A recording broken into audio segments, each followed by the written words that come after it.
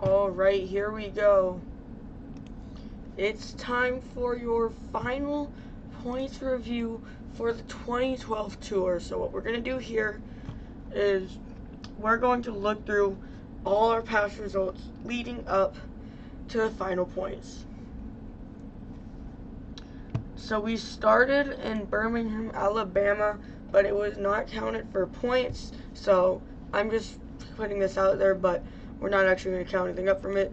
Here we have your Philadelphia point results. What? Oh, okay. I see what's happening here. Okay, so those are your point results that we had from Philadelphia. We then moved into Arlington, which had a very interesting competition.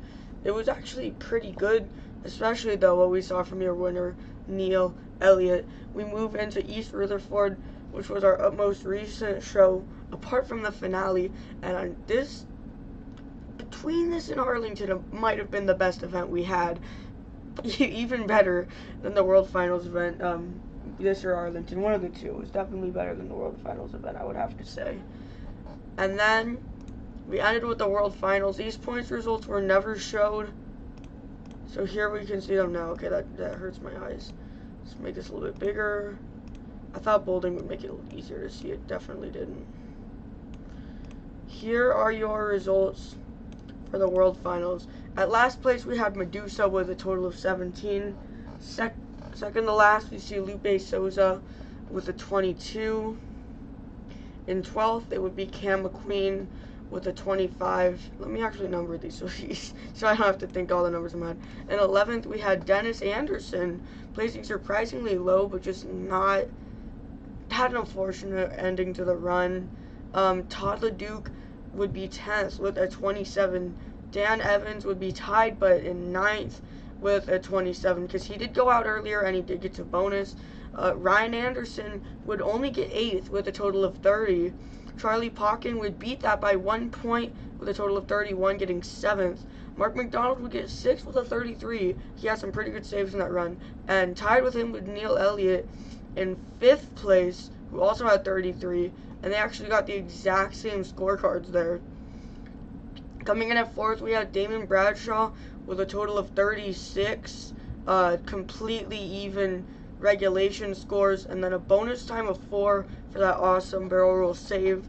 We have George Balhan with a 37, one of the best runs that we've seen during this tour, clearly based on that final save, which did get him an ace bonus score and put him one step ahead of Damon Bradshaw.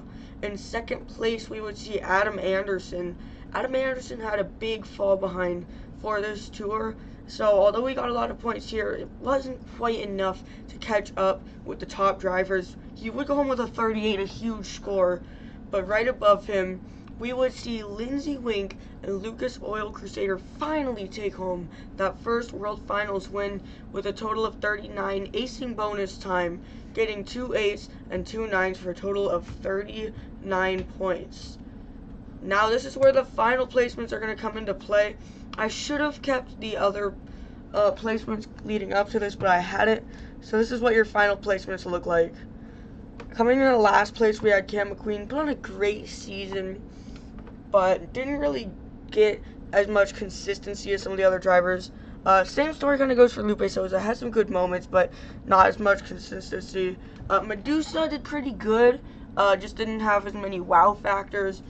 Dan Evans always threw down those good runs, but never really went for those backflips or crazy saves. Charlie Pauken and George Balhan, I'd say they're both in the same boat that they did throw down the best of the best runs, but they simply just, I feel like the scoring for them almost half went under the radar, but also when they're coming out with some of these other drivers who are doing this much better, it's really, although they seem like low scores, you really have to think of the gap. Although, you know, they're doing the backflips, they're doing the saves. We see what Neil Elliott did, for example, in Arlington. That really sets them apart there. We have Mark McDonald in 8th place. Mark McDonald got a few really good saves, but the air was never really the best that we'd seen. But the saves, I think all of the best saves that we saw were from Mark McDonald, maybe with exceptions for Lindsey Wink, Damon Bradshaw, and George Belhan. And above Mark McDonald, we have Todd LeDuc, who is tied.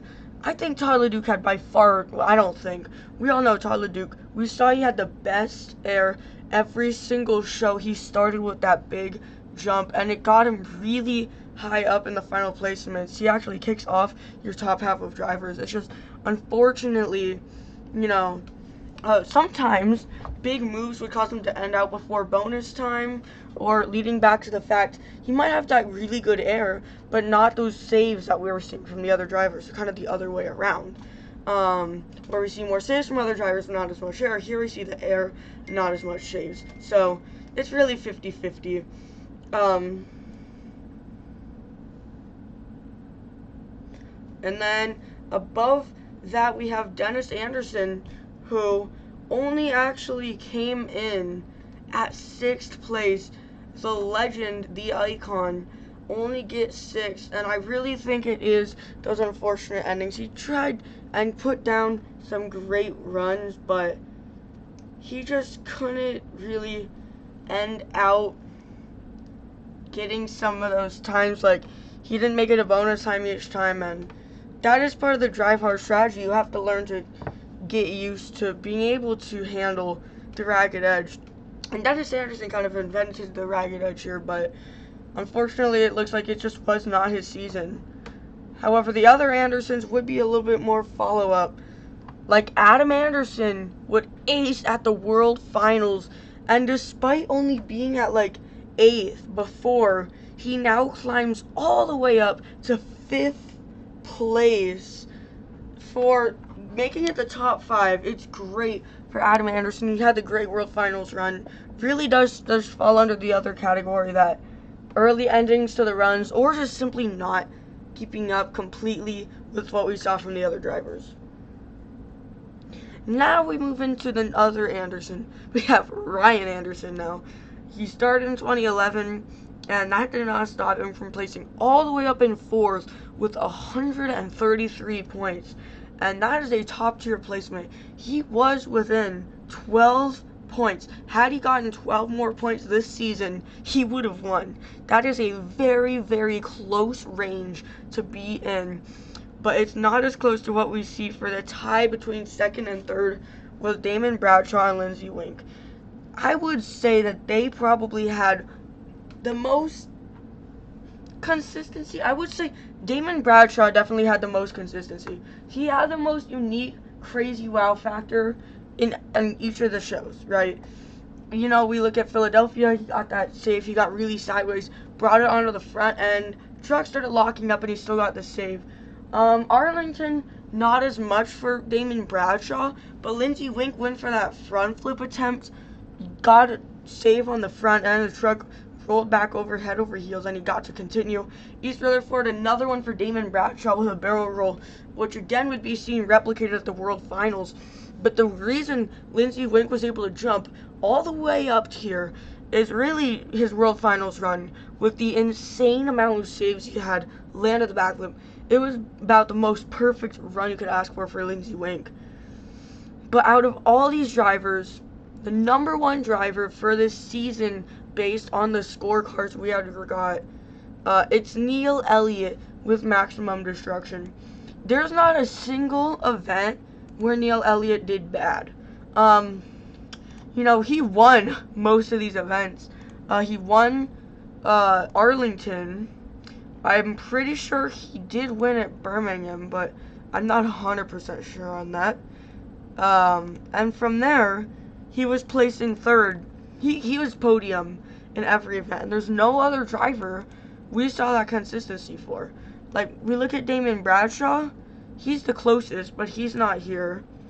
You know, maybe we want to see for, you know, Ryan Anderson. We see Ryan Anderson here, but he's already not here. We want to look at Dennis Anderson. Not even Dennis Anderson was able to keep up as much as what Neil Elliott was getting done. It was such a great season for Neil Elliott. You look back on Arlington, and that's a perfect example of why Neil Elliott won. But it wasn't a big win because had Damon Bradshaw received 3 more points, or Lindsey Wink got a near perfect score, he would, if Lindsey Wink got 3 more points and was 3 points away from a perfect score, he would have got that win. But Neil Elliott, despite it being Gravedigger's 30th anniversary, Neil Elliott was able to pull away with the final victory and winning all the freestyle events, as well as getting in the podium for every single time, except, actually, funny story, the World Finals, where he did still place top 5. Neil Elliott set up a great season for himself, and the win in Arlington really did pick up his score. You look at some of these other scores for, say, Dennis Anderson, and you see some like East Rutherford and World Finals are really low, and all the rest of them are really high. So, driver consistency was one of the most major things here, and Neil Elliott basically did perfect with that, placing top 5 in all the events and top 3 in all the base events. So, Neil Elliott wins your 2012 tour. From here, I'm not sure when the next tour will happen. I'm kind of drained out of tours, because the thing about tours is once you start it, you have to finish it. You're not going to start a tour, do a different event in the middle of it, and then finish the tour, because people want to see the end of the tour. So from here on out, I'm either going to do multiple tours at the same time and announce it that way, or I'll just go back to doing, singular events, like Monster Jam Monday, Thursday Throwdown. I would love to get back to that, and I'm going to try and get back to that. But yeah, and obviously it's not going to be both every week. It's a lot to do BeamNG. I'm still trying to get Rising Star for stadiums done. If I don't, you will be seeing it next week. My phone's already having storage problems, even though they're kind of coming from nowhere. So I don't know about that, but yeah, I'm gonna try to get it finished. It's almost done already. I just haven't felt like looking for those final few clips, but I will get to that. Yeah, that wraps up the 2012 tour. Soon expect to see some BeamNG events like the Boneyard Bash, which is a little over a month from now, and a few other things such as, I do want to get focused a lot more on the Thursday Throwdowns and the smaller indie events. Like, I want to get some Monster Truck Throwdown stuff done. I already did Monsters at the Beach, but I could do that again. Same goes for Toughest Monster Truck Tour.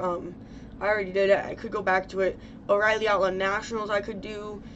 There's just a lot of possibilities, and just kind of going all out on a tour, it's a lot worse than just putting out events. It doesn't seem like it would be, but it kind of is. And then you have to calculate the placements. I mean, this took me a good 20-30 minutes to finish doing all the calculations for everything here combined. I probably spent at least 2 to 2.5 hours just counting up placements, because you have to count them up, you have to calculate them for the actual runs, you have to sort them all around based on what placement they actually got, because obviously they weren't already in this order. We had a lot of placement changes after the World Finals, and it's just a lot of work to manage this, but I do want to do another one soon. I'm just saying I probably won't be a hard focus if I do.